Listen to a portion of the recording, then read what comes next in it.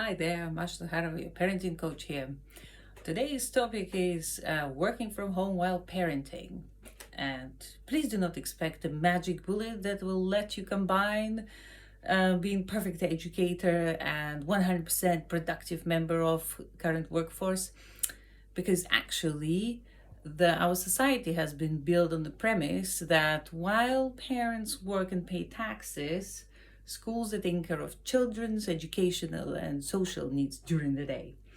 So since that part is gone and the expectation has been put on parents that now you have to supervise your child's education and help them, as well as being a member of the workforce, that has put a considerable pressure on all of us.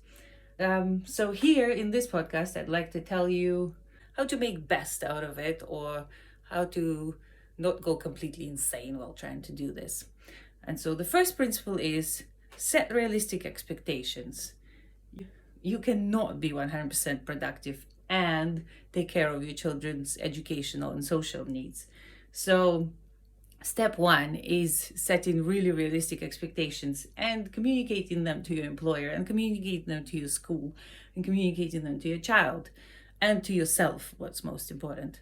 Set the very minimum that you want to achieve each day. In the start of the day, say, I want to finish at least these things, and I want my child to do at least these things.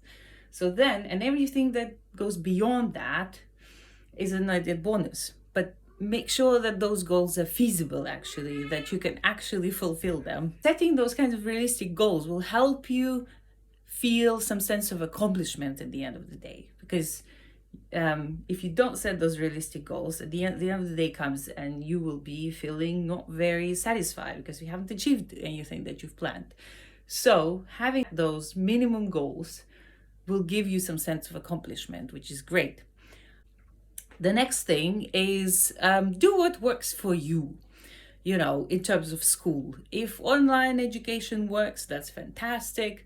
But if you find that you put in more effort into it than your child gets out of it, then you can get all kinds of, activity books, Key Stage books. That's not a Key Stage book, but that's another activity book. There's all kinds of, traditional Key Stage books. So do what works for you. Do what works for your child. The final point is monitor the patterns of your energy and your children's energy. So, for example, if you know that at a certain time of the day, for example, in the morning, your children can concentrate on something, they can do half an hour unsupervised learning, if you're lucky, then maybe you can put your important meeting at that time, or you can try to put the meetings around that time. Then you'll be more likely to have a productive meeting. Or if you do some creative writing or any other kind of concentration work that requires concentration,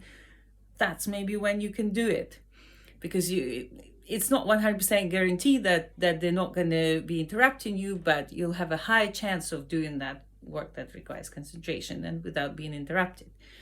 And if you know that, your kids are going to have too much energy by the afternoon, perhaps try not to plan things that for yourself that require concentration on that time.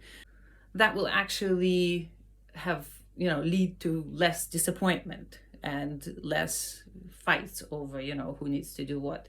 So that's basically it. So good luck, and be kind to yourself. Be kind to yourself and be kind to your children.